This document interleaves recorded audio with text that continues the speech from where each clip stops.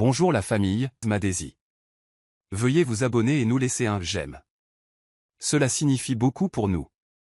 Partagez également cette vidéo avec vos amis et vos proches et activez les notifications de publication pour ne manquer aucune de nos futures vidéos. Merci d'avance. Asseyez-vous et détendez-vous pendant que nous plongeons dans l'histoire. La lumière du soleil de fin d'après-midi filtrait doucement à travers les rideaux du salon, projetant des teintes dorées sur le parquet poli. Anna était assise au bord du canapé, un livre à moitié lui posé sur ses genoux, son regard perdu au loin. Son anniversaire approchait à grands pas et pourtant elle ne ressentait rien, aucune anticipation, aucune joie. Le calendrier marquait la date d'un léger cercle à l'encre bleue, comme si son mois passé avait été plus plein d'espoir que la femme qu'elle était maintenant. Les années précédentes, Ricky aurait tout planifié des semaines à l'avance, des fleurs, des cadeaux, des réservations de dîner, mais cette année, il l'avait à peine mentionné. Elle essayait de se convaincre qu'il avait peut-être une surprise en réserve. Pourtant, la douleur dans sa poitrine lui disait le contraire. Ses pensées dérivèrent vers leurs premières années. Ricky, autrefois plein de chaleur et de charme, illuminait son monde de rire. Mais ces derniers temps, leur maison s'était transformée en un lieu de froide civilité. Leurs conversations étaient courtes, leurs dîners silencieux, et ses contacts, autrefois tendres, étaient maintenant absents. Anna se mordit la lèvre inférieure en regardant le soleil descendre derrière la haie du jardin. Le silence dans la maison était trop bruyant, presque accusateur. Peut-être que j'imagine des choses, se murmura-t-elle, mais au fond, elle ne se faisait pas d'illusions. Quelque chose avait changé, comme une corde trop tendue, prête à casser. Son cœur lui disait que son anniversaire cette année ne serait pas juste une autre célébration. Ce serait le début de quelque chose d'autre, quelque chose qu'elle n'était pas prête à affronter. Le lendemain matin, Anna regarda Ricky de l'autre côté de la table de la cuisine, la tête enfouie dans son téléphone alors qu'il parcourait ses courriels. Son visage s'illumina, non pas de la joie d'un mari regardant sa femme, mais de ce sourire sournois qu'il arborait souvent lorsqu'il pensait que personne ne le regardait. « Tu es drôlement joyeux ce matin », dit Anna d'un ton décontracté, remuant son thé. Il leva les yeux, surpris un instant, puis força un sourire. « Juste heureux que ce soit vendredi, dit-il, tendant la main pour serrer la sienne. C'était le genre de geste qu'il aurait réchauffé auparavant, mais maintenant, il semblait répéter, mécanique. Il plaça une élégante boîte cadeau noire devant elle. Un cadeau d'anniversaire en avance, annonça-t-il. À l'intérieur se trouvait une montre de créateur, belle mais impersonnelle, comme si elle avait été choisie par quelqu'un d'autre. Elle sourit, le remercia et écarta la boîte. Le poids du cadeau ne fit rien pour alléger la lourdeur dans sa poitrine. Au cours des jours suivants, le comportement de Ricky devint étrangement attentionné. Il proposa de cuisiner, acheta des fleurs fraîches et leur réserva même un massage en couple, quelque chose qu'il n'avait pas fait depuis des années. Mais ses yeux ne s'attardaient jamais. Ses baisers étaient rapides, superficiels, et son téléphone ne quittait jamais son côté. Un soir, Anna entra dans le salon et le surprit en train de murmurer au téléphone, pour qu'il mette fin à l'appel brusquement. Juste le travail, marmonna-t-il sans la regarder. Il l'embrassa sur le front et s'éclipsa pour prendre une douche. Anna le fixa, cherchant des traces de l'homme en qui elle avait autrefois eu une confiance si profonde. Sa générosité soudaine ne ressemblait pas à de l'amour. Elle ressemblait à une compensation. Elle le sentait dans ses os. Ricky cachait quelque chose, et aucun nombre de roses ou de massages ne pouvait effacer cette vérité. Quelque chose avait disparu entre eux, non pas seulement l'amour, mais la sincérité. C'était un jeudi après-midi tranquille quand Anna décida de faire elle-même la lessive, une tâche que Ruth s'occupait habituellement. Elle prétendit vouloir s'occuper, mais en vérité, elle avait besoin de se distraire de l'inquiétude qui la rongeait. En triant les chemises de Ricky, ses doigts se figèrent. Sur le col intérieur de sa chemise blanche impeccable, il y avait une légère trace, rose, chatoyante, et incontestablement du rouge à lèvres. Son cœur cogna dans sa poitrine. Elle ne portait pas cette teinte. Elle tint la chemise à la lumière, la fixant, puis la plia lentement et la plaça dans le panier comme si rien ne s'était passé. Son visage resta calme, mais son corps tremblait. Elle s'assit au bord du lit, retenant son souffle, se demandant combien d'autres signes elle avait manqué. Ce n'était plus juste une intuition. C'était une preuve, un murmure sur un tissu laissé par les lèvres de quelqu'un d'autre. Ce soir-là, alors que Ricky entrait décontracté, desserra sa cravate et lui donna un petit baiser sur la joue. Anna sourit. Tu as laissé ta chemise par terre. Je l'ai lavée pour toi, dit-elle, observant attentivement son visage. Il fit une pause d'une demi-seconde de trop avant de hocher la tête. Merci, chérie. Tu n'étais pas obligé, répondit-il, se détournant trop vite. Anna resta silencieuse pendant le dîner, touchant à peine sa nourriture, étudiant chaque détail, son rire forcé, la façon dont il évitait son regard. Tu es silencieuse ce soir, dit-il, mâchant son steak. Juste fatiguée, répondit-elle. Mais à l'intérieur, elle était grandement éveillée. Son silence n'était pas de la faiblesse. C'était une stratégie.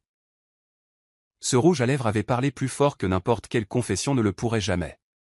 Elle n'avait pas besoin de l'accuser, pas encore. Non, elle avait besoin de plus, et elle l'obtiendrait pièce par pièce accablante. Cela se produisit un samedi matin pluvieux. Ricky avait laissé son téléphone sur le comptoir de la cuisine pendant qu'il allait dans le garage pour prendre un appel d'un client, ou du moins, c'est ce qu'il avait dit. L'écran s'alluma avec un nom qu'Anna ne reconnut pas, Sharon. Le téléphone vibra de nouveau. Sans réfléchir, elle le prit. « Bonjour, dit-elle, gardant sa voix neutre. Il y eut un moment de silence confus, puis une voix douce et inconnue ronronna. « Oh, je ne savais pas que tu allais répondre. J'ai hâte de te voir ce soir, bébé. » Les lèvres d'Anna s'entr'ouvrirent, mais aucun mot ne vint. « Allô ? Ricky » demanda la femme de nouveau. Anna termina doucement l'appel, remit le téléphone où elle l'avait trouvé, et marcha vers l'évier, ses mains tremblant alors qu'elle ouvrait le robinet. Quand Ricky revint à l'intérieur, il la regarda et sourit, complètement inconscient. « Tu veux sortir déjeuner aujourd'hui » demanda-t-il, s'essuyant les mains sur une serviette. Anna hocha lentement la tête. « Bien sûr, laisse-moi prendre mon manteau. » Mais son esprit était un tourbillon. Le rouge à lèvres avait confirmé sa peur. Maintenant, cette femme, Sharon, avait une voix. Une confiance suave et familière qui avait échappé à la garde de Ricky. Anna ne l'affronta pas. Elle ne cria ni ne pleura. Elle sourit pendant le déjeuner, rit de ses blagues, et s'appuya même sur son épaule alors qu'il marchait en ville. Mais quelque chose en elle avait changé. Cet appel n'avait pas seulement révélé une liaison, il avait débloqué un nouveau côté d'Anna. Elle ne jouerait plus la femme ignorante. Si Ricky voulait une vie secrète, elle deviendrait la tempête silencieuse qui se rassemblait derrière lui. Son anniversaire approchait, et son jour des comptes aussi. La sonnette retentit juste après midi, perçant le silence de la maison. Anna ouvrit la porte et cligna des yeux, incrédule. Là se tenait Jamie, son ami d'enfance, enveloppé dans un trench coat couleur moutarde et tenant une petite boîte de pâtisserie. Son sourire était aussi chaleureux que jamais, mais ses yeux scrutaient le visage d'Anna avec inquiétude. « Joyeux presque anniversaire, » dit Jamie, entrant sans attendre. « Tu avais l'air d'avoir besoin de compagnie. » Anna ne savait pas si elle devait rire ou pleurer.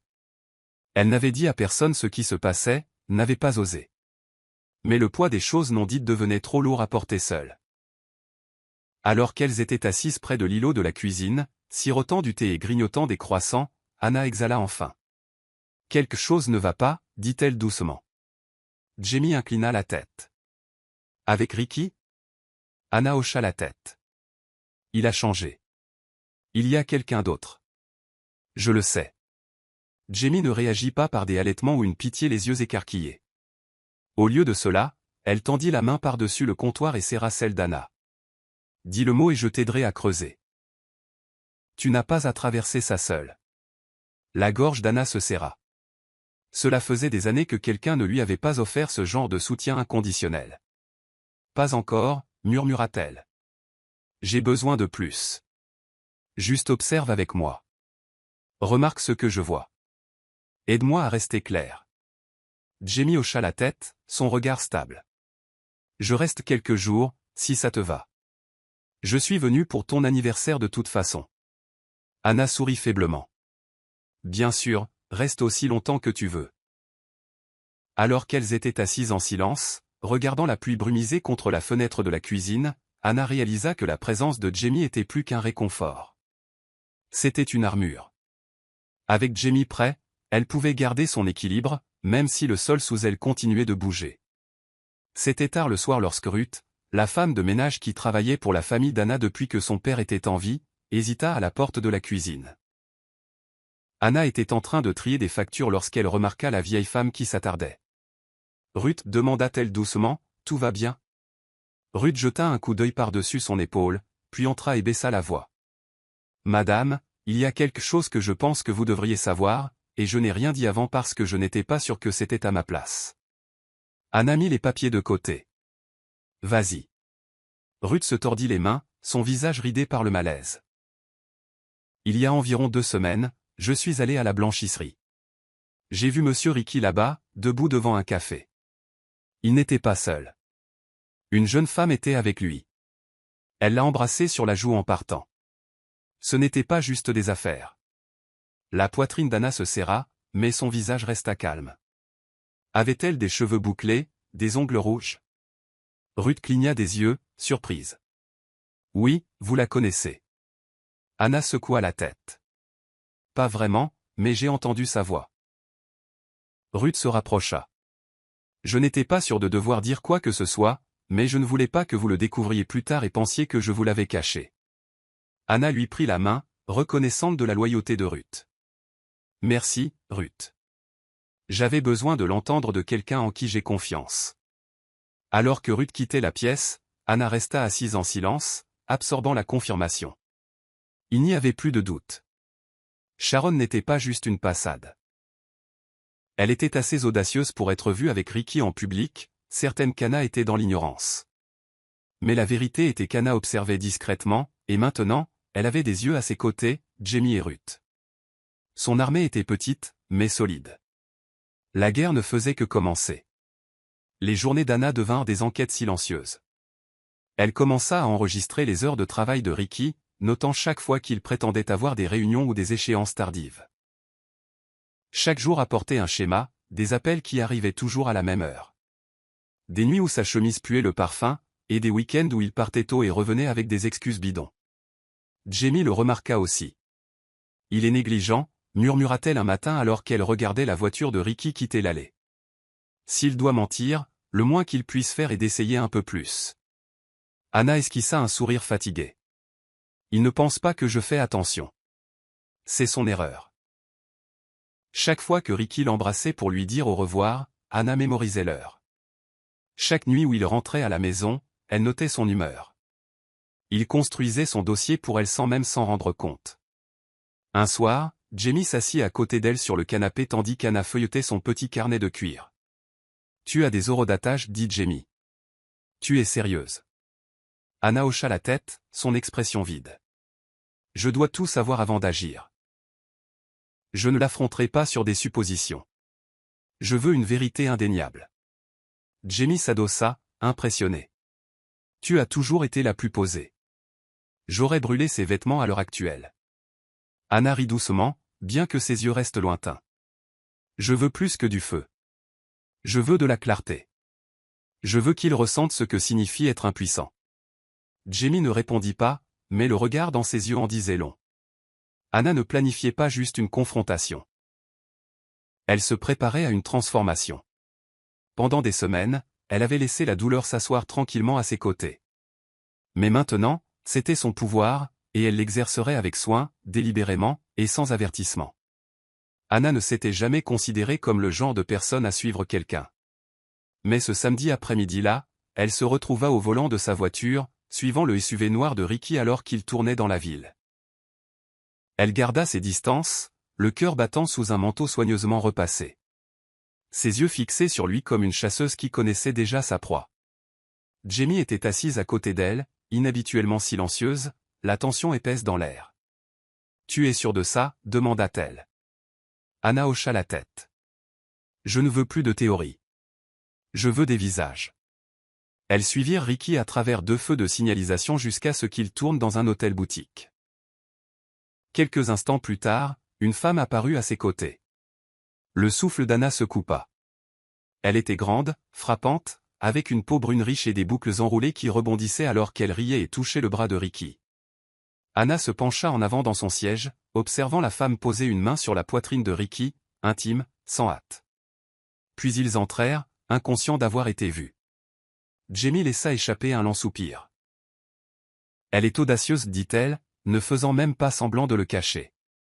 Les mains d'Anna étaient serrées sur ses genoux, mais sa voix était calme. Ce n'est pas de l'audace. C'est de la confiance construite sur mon silence.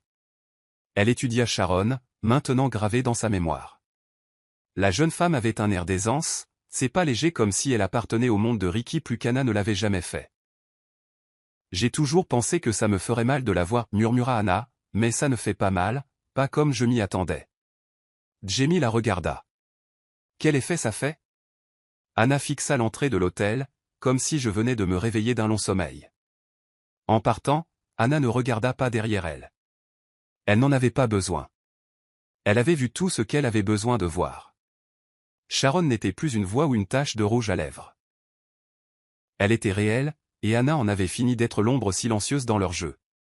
La semaine suivante, Ricky entra dans le salon, portant une petite enveloppe et arborant ce sourire familier et performatif. Alors, dit-il, s'asseyant à côté d'Anna, je pensais, on devrait faire quelque chose de grand cette année. Peut-être t'organiser une vraie fête d'anniversaire, quelque chose d'élégant, rien de trop sauvage. Anna se tourna lentement vers lui, son visage impénétrable.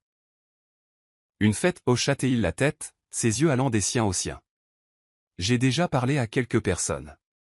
Jamie est ici, donc c'est le moment parfait. On peut l'organiser ici ou louer un espace.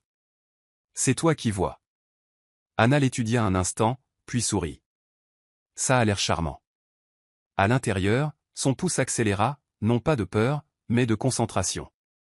Il voulait organiser une fête. Alors elle le laisserait faire. Ce serait la scène où tout s'effondrerait. Cette nuit-là, Anna appela Jamie dans sa chambre. Il veut une fête, dit-elle, étalant l'enveloppe et la liste d'invités. Jamie haussa un sourcil. Il devient arrogant.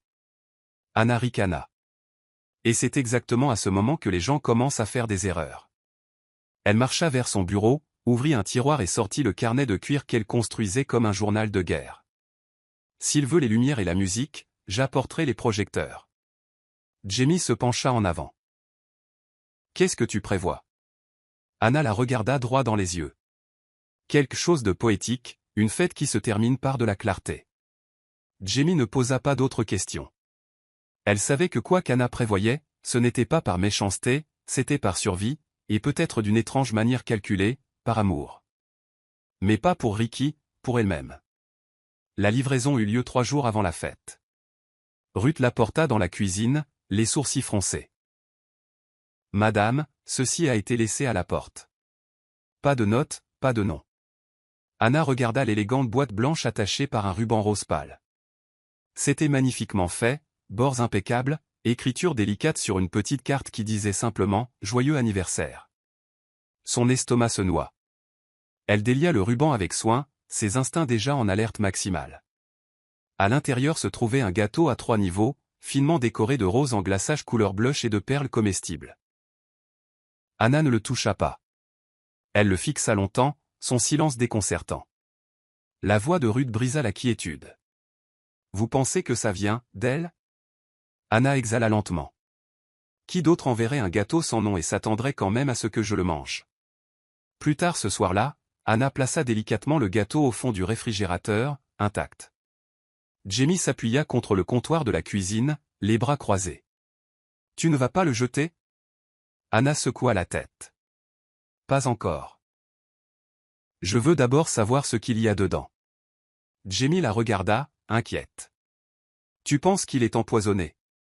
Anna ne répondit pas immédiatement. Au lieu de cela, elle rencontra les yeux de Jamie et dit, « Je pense que c'est un message, et je vais le lire attentivement. » Elle prit son téléphone, cherchant déjà un laboratoire qui testerait la nourriture discrètement. Quoique Sharon ait prévu, ce n'était pas subtil.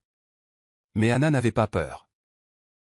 Elle était calme, perçante, et se préparait silencieusement à transformer ce cadeau tordu en coup final. Le gâteau était peut-être le début, mais Anna choisirait comment cela finirait. Anna était assise seule dans sa voiture sur le parking sombre d'un laboratoire discret, propriété privée, à la périphérie de la ville. La boîte du gâteau reposait sur le siège passager, scellée à l'intérieur d'une glacière. Elle avait appelé à l'avance sous un faux nom, Elise Turner, et payer un supplément pour des tests le jour même. La réceptionniste ne posa pas de questions lorsqu'elle lui remit l'échantillon, hocha simplement la tête et dit « Nous vous appellerons avant 5 heures ». Le trajet de retour parut plus long que d'habitude. Ses paumes restaient moites sur le volant, ses yeux alternant entre son rétroviseur et la route devant elle. Une fois rentrée à la maison, elle agit normalement, pliant nonchalamment du linge, riant légèrement aux blagues de Jamie, et envoyant même à Ricky un emoji de bébé. Elle se sentait comme une ombre vêtue de sa propre peau. Chaque heure qui passait rendait son rythme cardiaque plus fort. L'appel arriva à 16h47. Une voix masculine calme confirma ce que son instinct lui avait déjà hurlé. Le gâteau contenait des traces d'un composé toxique à action lente, non létal à petite dose, mais dangereux en plus grande quantité. « Voulez-vous que nous alertions les autorités » demanda-t-il. La voix d'Anna ne trembla pas. « Non, merci. Ce ne sera pas nécessaire. Pas nécessaire. » Elle raccrocha et resta immobile dans la cuisine, le réfrigérateur bourdonnant légèrement derrière elle. « C'est empoisonné, dit-elle finalement, se tournant vers Jamie, qui était assise dans un coin, observant silencieusement. Jamie se leva, les yeux écarquillés. « Jésus, Anna. » Anna hocha lentement la tête. « Elle me veut partie, ou du moins assez effrayée pour disparaître. » Jamie faisait les 100 pas maintenant, en colère et perturbée. « Il faut aller à la police. » Anna leva la main. « Pas encore. J'ai une autre idée. » Elle m'a envoyé un message. Maintenant, je vais lui en renvoyer un. Et juste comme ça, la peur s'est dissoute. À sa place, il y avait quelque chose de plus froid, de plus perçant, un plan. Sharon ferma la porte de la salle de bain de son appartement en gratte-ciel et fixa son reflet dans le miroir. Son maquillage était impeccable, ses boucles rebondissaient parfaitement, mais ses yeux la trahissaient. Derrière le glamour se cachait l'anxiété, un sentiment lancinant de malaise. Elle n'avait pas eu de nouvelles de Ricky depuis la livraison du gâteau. Elle avait observé depuis sa voiture, garée dans la rue, espérant voir Anna s'effondrer. Mais rien ne s'était passé, pas d'ambulance, pas de nouvelles, pas de chaos. L'a-t-elle mangé, murmura Sharon à elle-même, agrippant le comptoir. Ou est-elle plus intelligente qu'elle n'en a l'air? Elle attrapa son téléphone et envoya un texto à Ricky. Tu as dit qu'elle ne suspecterait rien. Qu'est-ce qui se passe? Pas de réponse. Son estomac se tordit. Le plan avait été simple. Effrayer Anna, peut-être même la pousser à quitter la ville. Sharon ne voulait pas la tuer. Pas vraiment. Juste l'effacer. Plus tard ce soir-là, Sharon était assise en face de sa meilleure amie Talia dans un bar sur le toit, faiblement éclairé. « Tu es en train de paniquer, dit Talia, sirotant son verre. Tu ne sais même pas si elle l'a mangé. » Sharon se pencha, murmurant. « J'ai besoin qu'elle parte, Talia. Ricky m'a tout promis. Il a dit qu'elle était froide, distante, incapable de lui donner ce que moi je lui donne. Mais elle est toujours là. Toujours dans cette maison. Portant toujours sa bague comme si ça signifiait quelque chose. » Talia avait l'air mal à l'aise. « Tu as envoyé un gâteau, pas un avertissement. C'est une limite, Sharon. Une sérieuse. » Les yeux de Sharon brillèrent de frustration. Il m'a fait croire que j'étais importante, quel était le problème? Mais elle continue juste d'exister. La voix de Talia s'adoucit. Peut-être est-il temps pour toi de partir avant que ça ne dégénère. Sharon détourna les yeux, sa mâchoire se serrant. C'est déjà pire. Et si Anna pense qu'elle est en train de gagner, elle a tort. Je ne perds pas. Mais le mensonge avait un goût amer dans sa bouche. Parce qu'au fond, même Sharon ressentait le tremblement de quelque chose qu'elle ne pouvait pas contrôler. Jamie n'arrivait pas à dormir. L'horloge affichait 3h12, et elle était couchée dans la chambre d'Amy, écoutant les légers grincements de la maison et le murmure de la nuit dehors. Il y avait une certaine agitation chez Anna maintenant, une intensité tranquille qui grandissait chaque jour. Ce matin-là, Jamie avait remarqué Anna au téléphone avec quelqu'un qu'elle ne reconnaissait pas. Sa voix était basse, ferme, professionnelle. « Oui, le design doit être identique, avait dit Anna. J'ai besoin que le gâteau soit prêt dans 5 jours. Pas d'erreur. » Lorsque Jamie l'avait interrogé plus tard, Anna l'avait balayé d'un revers de main. Juste des détails pour la fête. Mais Jamie savait mieux. Anna ne planifiait pas juste une fête d'anniversaire.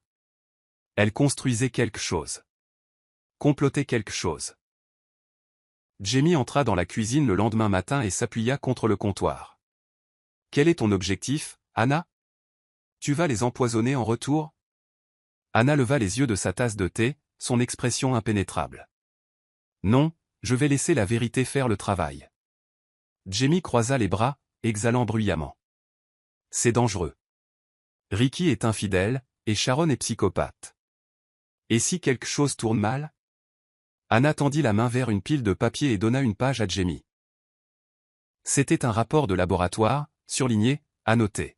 « Je sais ce que je fais, dit-elle calmement. Et je ne le fais pas pour être cruel. Je le fais parce que j'ai besoin de les voir se défaire par leurs propres mensonges. » Jamie fixa le rapport, le cœur battant. « Tu veux les humilier? » Anna secoua la tête. « Non, je veux me libérer. Et la seule issue est par la vérité. » Jamie regarda son amie, douce, stratégique, posée, et réalisa qu'Anna ne s'effondrait pas. Elle s'affûtait. Quoi qu'il arrive ensuite, ce serait inoubliable. Dans la discrète arrière-cuisine d'une boulangerie privée, nichée derrière une rangée de boutiques d'antiquités, Anna se tenait en face d'une petite femme en tablier blanc. Son nom était Madame Develin, une chimiste culinaire à la retraite devenue pâtissière spécialisée, réputée pour créer des répliques identiques de desserts haut de gamme. Anna plaça une photo imprimée du gâteau original sur la table en acier inoxydable. « Pouvez-vous faire ça exactement » demanda-t-elle. Madame Develin étudia l'image avec des yeux perçants. « Je peux reproduire le design, oui. Mais vous avez dit qu'il y a une garniture personnalisée. » Anna lui tendit un flacon scellé et une deuxième feuille de papier. Ce composé est parfaitement légal. Le sérum à action lente induit une légère confusion et désinhibition. Je veux une petite dose dans 2 tranches, rien de létal, juste assez pour délier les langues. Madame Develin haussa un sourcil mais hocha la tête. Vous n'êtes pas la première femme à demander quelque chose de dramatique. Vous l'aurez dans 3 jours. De retour à la maison, Anna était assise à son bureau, écrivant des noms sur la liste d'invités avec un soin délibéré. Ricky aurait son coup de projecteur. Sharon serait au premier rang. Et le gâteau? Ce serait le numéro d'ouverture. Jamie s'appuya contre le chambranle de la porte, la regardant. « Tu l'as vraiment fait » demanda-t-elle. Anna ne leva pas les yeux. « Oui. Il m'a donné du poison. Je rends la vérité. » Jamie s'approcha. « Tu paries sur eux qui vont parler. Mais si ça ne marche pas? » Anna leva finalement les yeux, ses yeux sombres de certitude.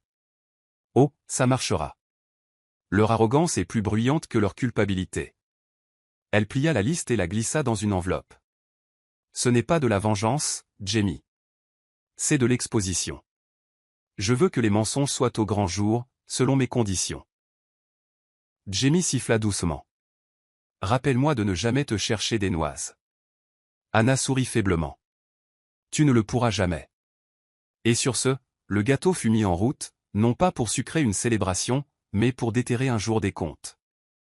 L'invitation était manuscrite à l'encre argentée sur un épais papier cartonné ivoire. Vous êtes cordialement invité à une célébration d'anniversaire privée en l'honneur d'Anna Wallace. Samedi, 19h, tenue de soirée. Sharon reçut la sienne par un coursier de boutique qui la laissa à la réception de son appartement. Elle l'ouvrit avec une excitation prudente, les coins de ses lèvres se recourbant vers le haut. Enfin, murmura-t-elle, passant ses doigts sur les mots. Elle se fichait de qui l'avait envoyé. Dans son esprit, ce ne pouvait être qu'une personne, Ricky. Cela avait son style, un luxe discret, un détail élégant. Il rendait enfin les choses publiques, pensa-t-elle. Peut-être était-ce sa façon de mettre fin au secret. Son reflet dans le miroir lui renvoya un sourire d'anticipation affamé. Ce soir-là, Sharon appela Ricky, sa voix teintée d'une curiosité rusée. « J'ai reçu ta petite surprise aujourd'hui, ronronna-t-elle. Il t'en a fallu du temps. » Ricky, pris au dépourvu, hésita. « De quoi parles-tu » Sharon ricana. « La fête, l'invitation, c'est tout à fait toi. » Ricky s'éclaircit la gorge. « Oh, c'est vrai, je voulais que ce soit une surprise. » Sharon ricana. « Eh bien, je porterai quelque chose d'inoubliable. Ils raccrochèrent, et Ricky resta assis en silence, fixant son téléphone. Il n'avait pas prévu d'invitation, mais si Sharon en avait une, et qu'Anna ne l'avait pas mentionné, quelque chose n'allait pas. Pourtant, il ne dit rien. Il pensa qu'Anna était spontanée, essayant de recoller les morceaux avec panache. Pendant ce temps, Anna observait depuis le palier de l'étage, ayant tout entendu. Elle se tourna vers Jamie, qui se tenait à proximité. Ils vont tous les deux y aller tête baissée. Jamie hocha la tête. Et ils ne verront pas la chute avant qu'il ne soit trop tard. La table était mise, les joueurs en place. Il ne restait plus que la scène finale. La veille de la fête fut exceptionnellement calme. Anna passa la matinée à arranger des fleurs avec Ruth, choisissant des blancs doux et des roses poussiéreux qui donnaient au salon un air de grâce sans effort. « Vous avez l'air calme », remarqua Ruth, la regardant arranger des lys dans un grand vase en verre. « Je le suis », répondit Anna doucement, mais en dessous, « je suis aussi prête ». Ruth inclina la tête, sentant le poids derrière les mots d'Anna. « Prête pourquoi ?» Anna ne répondit pas. Au lieu de cela, elle ajusta une fleur et recula pour admirer l'arrangement. La maison semblait parfaite, élégante, faussement paisible. Jamie les rejoignit, sirotant un café. « Compte final » demanda-t-elle. 37 invités, répondit Anna. Chacun d'eux est un témoin. Ruth haussa un sourcil. Témoin de quoi? Anna sourit faiblement. De l'honnêteté, servie avec le dessert. Plus tard ce soir-là, Ricky entra dans la cuisine alors qu'Anna était près de la cuisinière. Tu t'es vraiment surpassé, dit-il, passant ses bras autour de sa taille. Elle s'appuya contre lui juste assez pour maintenir les apparences. C'est une nuit spéciale, dit-elle. On ne fête ses 35 ans qu'une fois. Ricky rit, ne remarquant pas l'acier sous sa douceur. Je suis fier de toi, dit-il. Tu rayonnes ces derniers temps. Anna se retourna et l'embrassa sur la joue. Je suppose que je suis juste impatiente de célébrer avec les gens que j'aime. Tandis qu'il s'éloignait, Anna agrippa le bord du comptoir, se stabilisant. Elle ne rayonnait pas, elle brûlait, soigneusement contrôlée. Chaque rire, chaque contact, chaque mot gentil était imprégné de calcul. Mais il ne restait plus de haine, juste de la clarté. Elle savait qui elle était maintenant, et demain, tout le monde le saurait aussi. La salle de bain était chaude et embuée, pourtant Anna resta longtemps devant le miroir embué après sa douche, enveloppée dans une serviette, fixant son reflet qui s'éclaircissait. La fête était dans quelques heures. La maison était impeccable. La liste d'invités confirmait.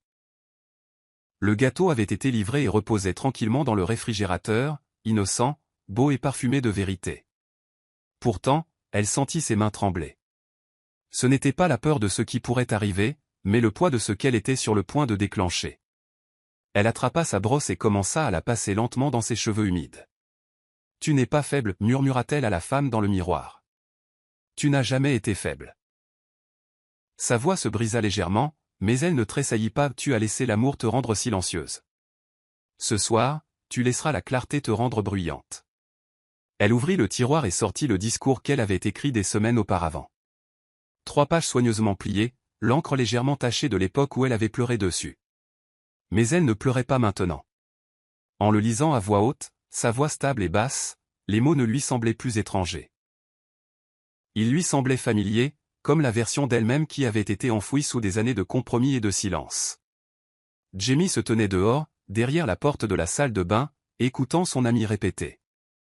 Elle n'interrompit pas. La conviction dans le ton d'Anna gonfla son cœur d'inquiétude et d'admiration.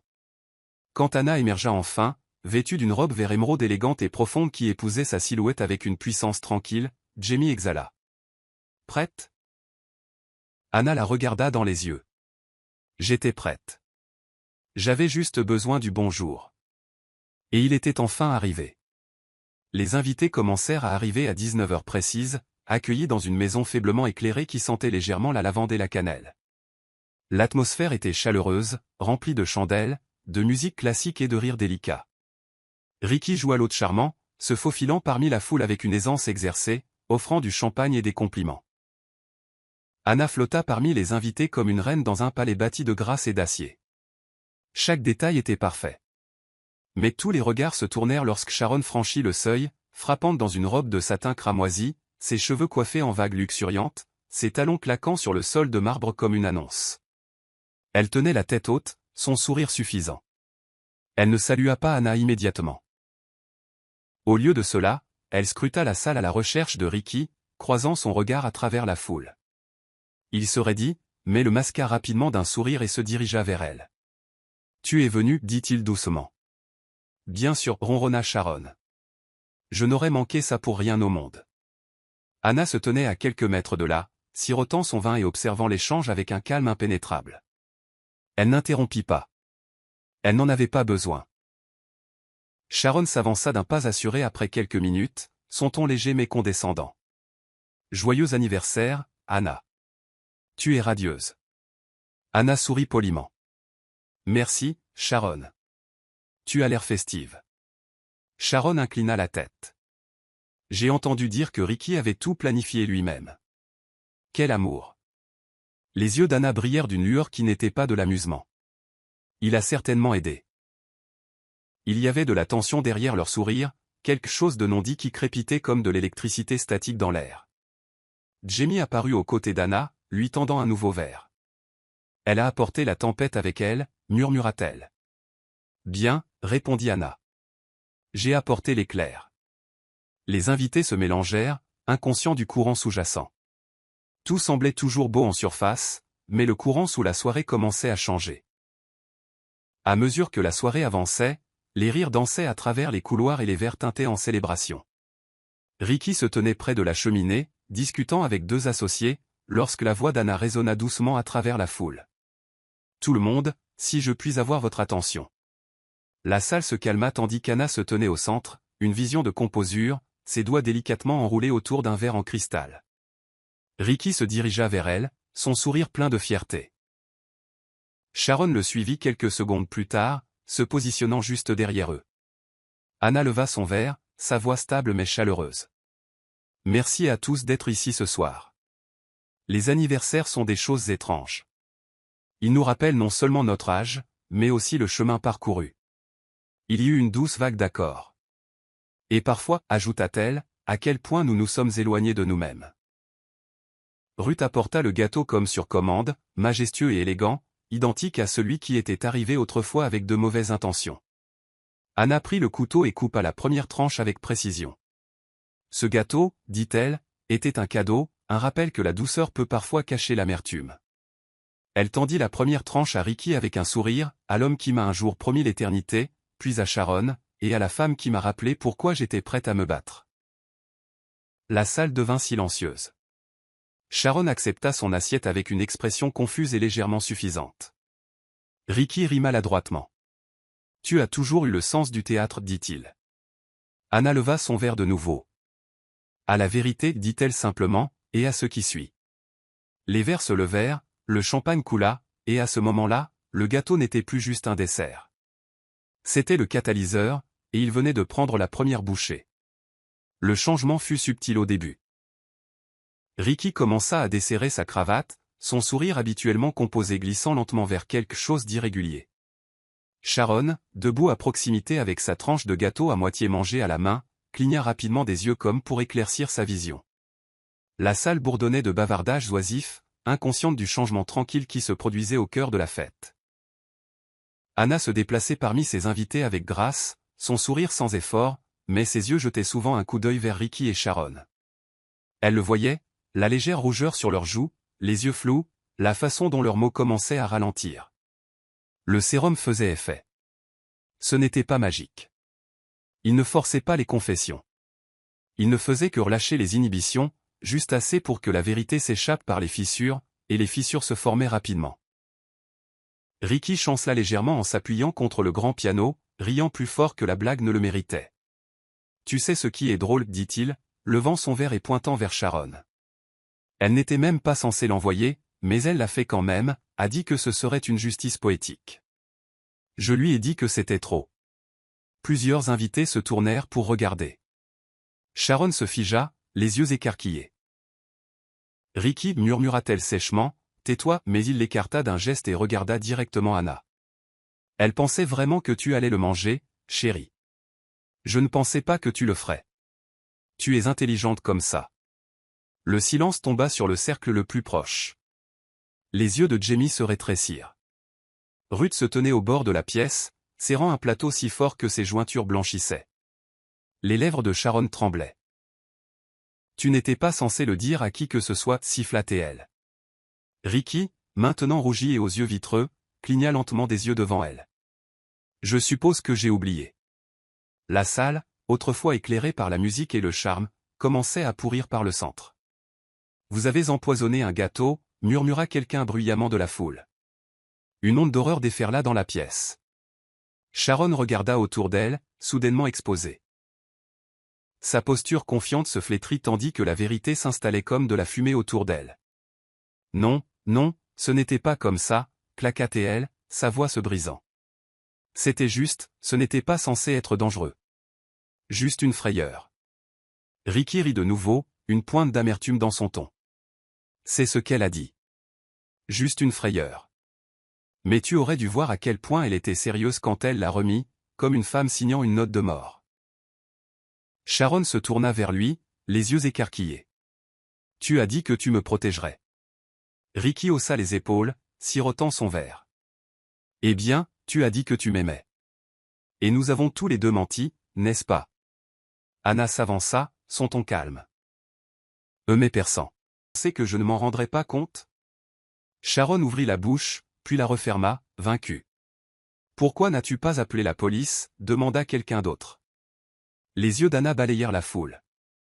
Parce que ce moment est ce dont j'avais besoin, pas de justice en secret. La vérité au grand jour. Le silence tomba de nouveau, plus lourd cette fois. Puis Sharon, à peine debout, murmura, « Je n'ai jamais voulu vous tuer. Je voulais juste. Je voulais que vous vous sentiez impuissante. Vous sentiez impuissante. Comme je l'étais chaque fois qu'il quittait mon lit et rentrait chez vous. » Sa voix se brisa. J'ai perdu un bébé. Le saviez-vous? Des halètements résonnèrent. Il m'a dit de m'en débarrasser. Il a dit que ça gâcherait tout. Que vous ne lui pardonneriez jamais si je le gardais. Anna ne tressaillit pas, mais ses mains retombèrent lentement le long de son corps. La salle n'était plus une célébration. C'était une chambre des aveux. Et les portes venaient d'être verrouillées de l'intérieur. Ricky trébucha vers la table à manger, traînant une chaise et s'effondrant dessus, le souffle coupé. Ça n'était jamais censé se passer comme ça, marmonna-t-il, se frottant les tempes. On avait un plan. J'allais la quitter, éventuellement. Il fit signe vers Anna sans la regarder. Mais ensuite, l'argent s'est bloqué, et Sharon a commencé à exiger plus. Puis Anna, toi, il leva enfin les yeux. Tu as cessé de me voir. De me voir vraiment. Anna croisa les bras, imperturbable. Tu veux dire que j'ai cessé de t'idolâtrer? Ricky cligna des yeux, incapable de répondre. Autour de lui, les invités recommencèrent à murmurer. Certains commencèrent à se diriger discrètement vers les sorties. D'autres restèrent, fascinés par le désastre en cours. Tu savais pour le poison, dit Jamie, s'avançant, sa voix tremblant de rage. Tu l'as laissé l'envoyer. Tu l'as laissé entrer dans cette maison. Ricky secoua faiblement la tête. Je ne pensais pas qu'elle irait réellement jusqu'au bout. Je lui ai dit d'attendre. Mais elle avait peur que je ne quitte jamais Anna. Sharon ricana amèrement. Parce que tu ne le ferais pas. Pas vraiment. Tu aimais l'idée d'être désiré par deux femmes. Ça te faisait te sentir puissant. Ricky regarda Anna de nouveau. Je t'ai aimé un jour, dit-il. Mais je me suis perdu en chemin. Je ne voulais pas que ça aille aussi loin. Anna s'approcha, sa voix basse et froide. Tu ne voulais pas que je le découvre. C'est la seule chose dont tu es désolé. Ricky ouvrit la bouche. Mais il n'y avait plus rien à dire. Le gâteau avait été coupé. La vérité avait été avalée. Et maintenant, les conséquences pesaient lourdement dans chaque respiration de la fête. Jamie s'avança, sa voix douce mais ferme alors que la salle bourdonnait d'incertitude. Ricky, dit-elle, attirant l'attention de tous ceux qui s'attardaient encore. Qu'en est-il de l'argent?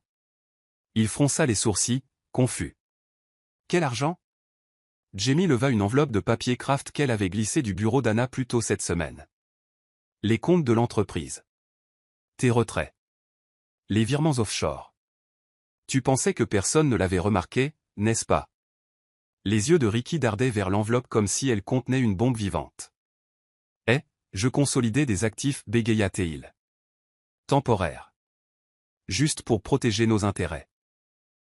Jamie renifla, dépliant l'un des relevés. Alors explique pourquoi plus de 200 000 $ de l'héritage d'Anna se sont retrouvés sur un compte joint à ton nom et celui de Sharon. Une brusque inspiration résonna parmi les invités.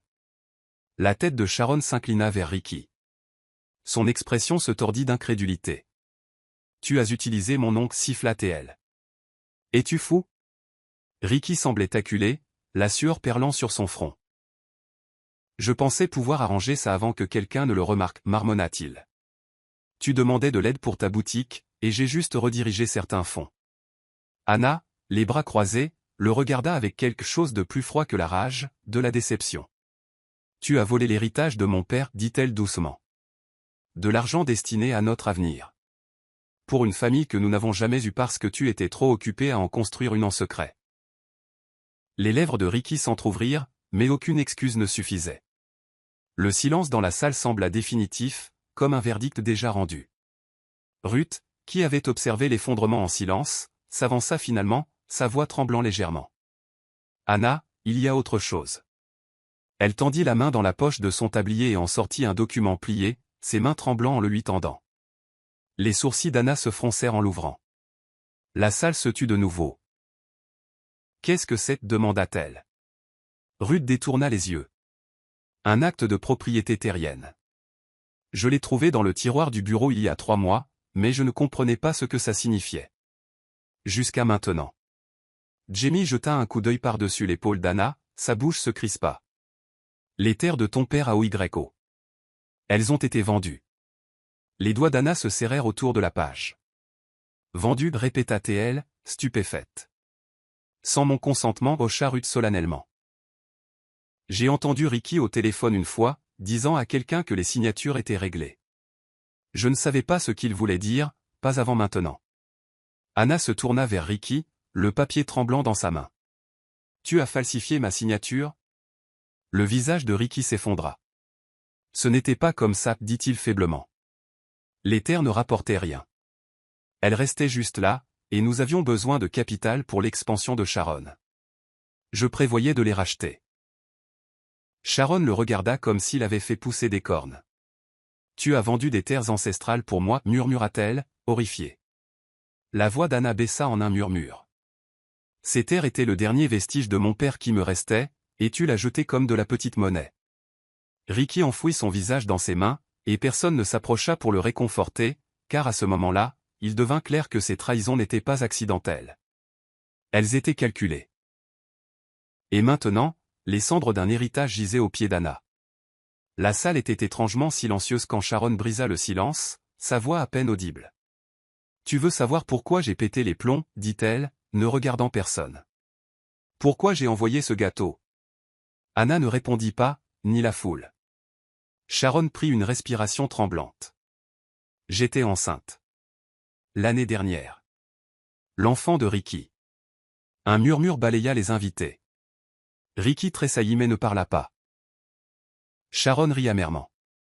Il m'a dit que ça gâcherait tout. Que vous ne lui pardonneriez jamais. Que ses partenaires commerciaux partiraient. Alors il m'a donné assez d'argent pour m'envoler pour le Ghana, dans une clinique privée. Il n'est même pas venu avec moi. Il m'a juste envoyé l'argent par virement, m'a dit de disparaître un moment. Sa voix se brisa, et comme une idiote, je l'ai fait. Les yeux de Jamie s'écarquillèrent de fureur. Tu étais enceinte et il t'a acheté ton silence? Sharon hocha lentement la tête. Je suis revenu vide. Il a agi comme si ça n'était jamais arrivé.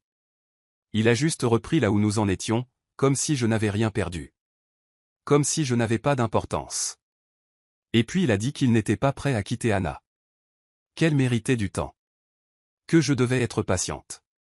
Elle se tourna vers Anna, les larmes coulant sur ses joues. Je vous détestais. Parce que vous étiez toujours là. Parce que vous aviez le nom, la maison, la bague.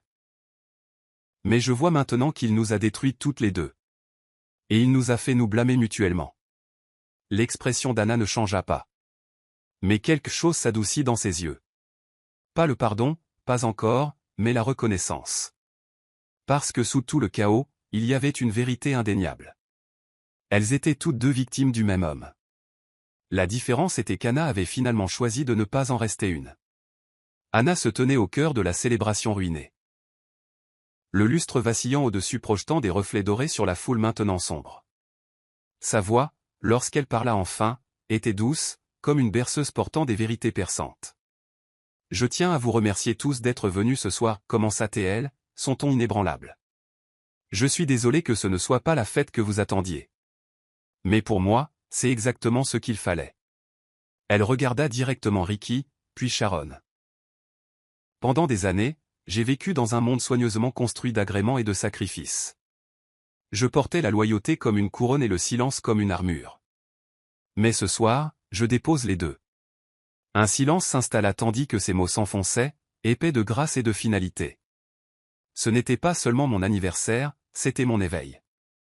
Elle s'écarta, désignant calmement deux agents de sécurité en uniforme, qui attendaient discrètement près du couloir. « Veuillez escorter Monsieur Kingston et son invité dehors, ordonna-t-elle sans hésiter. Ricky tressaillit. « Anna, s'il te plaît, ne fais pas ça ici. » Elle se tourna vers lui, l'expression neutre. « Je t'ai prévenu une fois, les mensonges pourrissent tout ce qu'ils touchent. Tu n'as pas écouté. » Sharon ne protesta pas. Son mascara avait déjà commencé à couler, ses épaules affaissées par la défaite. Alors qu'ils étaient conduits vers la porte, Ricky se tourna une dernière fois, le désespoir peignant ses traits. « On peut arranger ça. » Anna ne cligna pas des yeux. Il n'y a plus rien à arranger. Les portes s'ouvrirent, et juste comme ça, les deux personnes qui avaient bouleversé sa vie disparurent dans la nuit. Anna regarda les invités restants, sidérés, silencieux, tenant toujours des flûtes de champagne, et sourit avec une dignité tranquille. Maintenant, où en étions-nous? Le lendemain matin fut gris avec une brume matinale, mais la maison semblait plus claire qu'elle ne l'avait été depuis des mois. Anna était assise à la table du petit déjeuner dans une robe de soie, feuilletant des documents juridiques tandis que Jamie lui versait du café. « Tu le fais vraiment » dit Jamie, poussant la tasse. « Pas de regret ?» Anna secoua la tête. « Aucun. Il est temps. » De l'autre côté de la table était assis son avocat, M. Aran, qui était arrivé tôt avec des papiers de divorce fraîchement imprimés et prêts. « Toutes les informations financières sont ici, dit-il. Une fois que Ricky recevra ceci, vous déposerez officiellement une demande de divorce et contesterez les ventes de biens pour signature frauduleuse. » Anna hocha la tête, signant déjà les documents d'une main ferme. « Je veux retrouver mon nom, mon argent, les terres de mon père, et je veux la paix. » Il n'y avait aucune tremblante dans sa voix, aucune hésitation. Une enveloppe de papier craft séparé reposait à côté d'elle, celle-ci adressée à Sharon. Jamie haussa un sourcil. « Qu'est-ce que c'est ?» Anna la lui glissa. « Une ordonnance de restriction. Elle ne sera pas autorisée à s'approcher à moins de 15 mètres de cette maison, ni de moi. » Jamie siffla doucement. « Rappelle-moi de ne jamais m'attirer tes foudres. » Anna ricana. « Tu ne le feras jamais. » Ruth entra discrètement, plaçant une assiette de pain grillé et de fruits devant Anna. « La maison se sent différente, dit-elle doucement. Comme si l'air était plus léger. » Anna regarda autour d'elle. Pas de parfum de Ricky persistant dans les couloirs. Pas de murmure nocturne au téléphone. Pas de secret caché dans l'ombre. « C'est à moi de nouveau, dit-elle simplement. Plus tard ce jour-là, les documents furent envoyés par coursier, accompagnés d'une courte note manuscrite à Ricky. La liberté n'est pas quelque chose que l'on peut voler. C'est quelque chose que l'on gagne. Au revoir. Et avec cela, le grand nettoyage d'Anna commença, non par vengeance, mais par détermination. Une semaine passa. Pas d'appel, pas de message, pas de drame. Juste le silence. Et pour la première fois depuis longtemps, cela ressemblait à de la musique. Anna s'assit sous le grand manguier dans son jardin, pieds nus dans l'herbe, son journal ouvert sur ses genoux. Jamie la rejoignit avec 2 verres de zobo, lui en tendant un. « À la survie, dit Jamie, levant son verre. Anna le frappa doucement, à la renaissance. Le soleil filtrait à travers les feuilles, projetant de chaudes taches sur leur visage. « Tu sais, commença Jamie, s'installant sur la couverture à côté d'elle. Je ne t'ai jamais vue comme ça. Pas seulement forte, mais légère. C'est comme si tu avais perdu quelque chose. Anna sourit doucement. J'ai perdu. J'ai perdu la version de moi-même qui mendiait des miettes et appelait ça de l'amour. Elles restèrent assises dans un silence paisible un moment, le vent bruissant doucement à travers les arbres. Qu'est-ce qui vient ensuite pour toi? Demanda Jamie. Anna ferma son journal, ses doigts effleurant la couverture de cuir. Je ne sais pas, admit-elle. Mais pour la première fois, je suis d'accord avec le fait de ne pas savoir. Je veux relire. Voyager. Peut-être commencer quelque chose à moi. Pas pour l'apparence. Pas pour Ricky. Juste pour moi, Jamie hocha la tête. Tu devrais. Tu es brillante. Tu as juste été enterrée. Anna leva les yeux vers le ciel. Alors que ce soit mon printemps. Alors que la lumière changeait et que les oiseaux chantaient à proximité, Anna savait que la partie la plus difficile était derrière elle. Les mensonges étaient révélés, la trahison nommée. Et maintenant, dans le calme qui suivait, elle avait une chose que personne ne pouvait lui voler, elle-même. L'enveloppe arriva un mardi après-midi, enfouie sous les factures et les circulaires. Elle était manuscrite, l'encre d'une teinte de bleu familière, l'adresse de l'expéditeur griffonnée hâtivement dans le coin supérieur gauche. Anna la fixa un long moment avant de rompre le seau avec une curiosité tranquille. La lettre était pliée en deux et commençait simplement. Anna, je sais que je suis la dernière personne de qui tu veux avoir des nouvelles, mais je te dois ça. Elle s'assit lentement sur la véranda, le papier froissant dans ses mains tandis que la brise tirait sur les bords. Les mots de Sharon étaient crus, sans filtre, d'une manière qu'Anna n'avait jamais vue chez elle. Je suis en thérapie maintenant, une vraie thérapie. Pas celle où tu prétends que rien n'est de ta faute. Je commence à comprendre que la douleur ne justifie pas la cruauté. Je n'attends pas de pardon, mais j'avais besoin de dire que je suis désolé. Pas parce que j'ai été prise, mais parce que je vois maintenant ce que je suis devenu et ce que tu n'as jamais cessé d'être. La lettre se poursuivit sur des pages, chaque mot plus vulnérable que le précédent. Sharon écrivit sur le fait de se perdre dans un amour qui n'avait jamais été promis, comment le désespoir s'était transformé en amertume, et comment son silence concernant la grossesse l'avait hanté plus qu'elle ne l'avait laissé paraître. Je pensais que tu étais l'ennemi, disait la lettre, mais j'étais trop aveugle pour voir que tu survivais juste dans ta propre prison. Nous étions toutes deux enfermées dans des cellules différentes, mais il détenait la clé des deux. Anna lut jusqu'au bout, les dernières lignes tremblant dans leur sincérité. Merci de ne pas m'avoir détruite alors que vous auriez pu. Merci d'avoir choisi la grâce quand on vous a donné du poison. J'apprends de cela, un jour à la fois. Anna plia soigneusement la lettre et la posa sur la table à côté d'elle. Jamie sortit avec une tasse de thé. Ça va, demanda-t-elle doucement. Anna hocha la tête.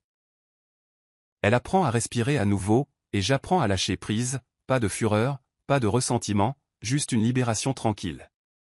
Le passé avait parlé, et maintenant il pouvait se reposer. La cuisine sentait la cannelle, la muscade et quelque chose de plus doux, la guérison. Anna se tenait pieds nus, tablier saupoudré de farine, tandis qu'elle pliait doucement la pâte dans un bol en verre. Le four préchauffait derrière elle, bourdonnant doucement. Elle se déplaçait sans hâte, sans recette, guidée seulement par l'instinct et la paix. Sur le comptoir, il y avait un moule rond, en attente. Il n'y avait pas de coursier, pas de poison, pas de message caché cette fois. Juste un gâteau fait maison, comme sa mère le lui avait autrefois appris. Chaque tour de cuillère était comme une couture la recousant. Ruth passa, fredonnant en passant, et Anna sourit pour elle-même. Ça sent quelque chose de frais, dit Ruth. Ça l'est, répondit Anna, c'est à moi. Lorsque le gâteau fut prêt, elle le posa sur le rebord de la fenêtre pour qu'il le refroidisse, le soleil de l'après-midi réchauffant son dessus doré. Plus tard ce soir-là, Anna était assise seule à la table à manger, une seule bougie vacillant au centre. Le gâteau était coupé, de la vapeur s'élevant doucement de la première tranche. Elle la plaça sur une petite assiette, ajouta une boule de glace à la vanille et alluma la bougie avec une allumette. Elle ne fit pas de vœux, elle n'en avait pas besoin. Ce n'était pas un anniversaire, ce n'était pas une célébration de l'âge, c'était un hommage silencieux à sa renaissance. Elle leva sa fourchette, fit une pause, et murmura à elle-même, à la liberté. Tandis qu'elle prenait la première bouchée, ses yeux se fermèrent, et pour la première fois depuis des années, il n'y avait pas de mensonge persistant dans sa bouche. Pas de trahison, pas d'amertume, juste de la chaleur, juste de la douceur. Les rires de Jamie résonnèrent du couloir, et la maison semblait de nouveau vivante. La fête était terminée, la tempête était passée, et à sa place se tenait une femme reconstruite des ruines. Anna n'avait pas besoin d'applaudissements, elle avait trouvé quelque chose de bien plus durable, la paix, gagnée et savourée, une tranche honnête à la fois. Voici le verset biblique personnalisé, inspiré des proverbes et de l'Ecclésiaste. Les mensonges des méchants peuvent prospérer en secret, mais la vérité, comme le soleil du matin, se lève et expose tout. Le cœur qui choisit le silence pour la paix parlera un jour avec puissance. Anna 3h16, note, ceci est un verset fictif créé dans le style de la littérature de sagesse biblique, inspiré de thèmes trouvés dans Proverbes 12h19, Ecclésiaste 3h7, et Luc 12h2. La morale de l'histoire, le silence n'est pas une faiblesse lorsqu'il est choisi avec sagesse. La vraie force réside dans le fait de savoir quand observer, quand attendre, et quand révéler la vérité, non pas pour détruire, mais pour être libre. Quand la trahison essaie d'empoisonner votre esprit, choisissez la grâce, la clarté et le courage. La justice n'a pas toujours besoin d'un tribunal, parfois elle n'a besoin que d'un moment de vérité devant ceux qui ne s'attendaient jamais à vous entendre parler. C'est la fin de l'histoire, qu'avez-vous appris de cette histoire? Laissez vos pensées dans la section commentaires. Laissez un j'aime, et n'oubliez pas de vous abonner et d'activer les notifications de publication, afin d'être informé lorsque nous mettrons en ligne nos prochaines vidéos. Partagez également cette vidéo à quelqu'un qui pourrait être intéressé.